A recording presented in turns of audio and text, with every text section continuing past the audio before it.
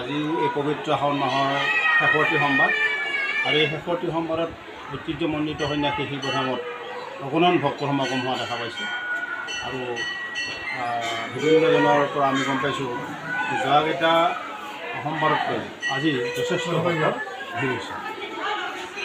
এতিয়া ক'ৰ পৰা বুলি ক'বলৈ গ'লে অসমৰ বিভিন্ন ঠাইৰ পৰা আছে, অসমৰ বিভিন্ন ঠাইৰ পৰা ভক্তবিলাক আহিছে। আৰু এতিয়া আমি ঠিক নিৰ্দিষ্টকৈ ক'ব নোৱাৰিম যে ক'ৰ পৰা আহিছে। আমি গম পোৱা মতে অসমৰ বিভিন্ন ঠাইৰ পৰা এই ভক্ত সমাগম হৈছে। এতিয়া শাওণ মাহটো পবিত্ৰ মাহ বুলি কয়, নানাধৰণৰ কিংবদন্তি আছে। মহাদেৱৰ জন্ম হোৱা বুলি কয়।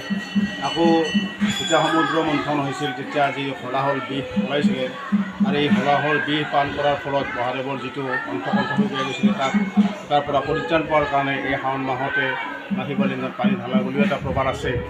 গতিকে ভক্তসকলৰ এটা মনত কি আছে, এটা বিশ্বাস আছে যে শাওণ মাহত যদি আমি শিৱ মন্দিৰ দৰ্শন কৰোঁ তেতিয়াহ'লে আমাৰ মনোকামনাবিলাক পূৰ্ণ হয়। আৰু সেই উদ্দেশ্যলৈয়ে অসমৰ বিভিন্ন শিৱ মন্দিৰবিলাকত শাওণ মাহত ভক্তৰ ভিৰ হয়। বিশেষকৈ আমাৰ এই বাক্সা জিলাৰে অন্যতম একক আৰু অন্যতম জাগ্ৰত সন্যাসী শিৱধামত এনেকুৱা মনৰ আশা লৈয়ে সন্যাসী শিৱধামত ভক্তৰ ভিৰ হয় বুলি এটা বিশ্বাস আছে।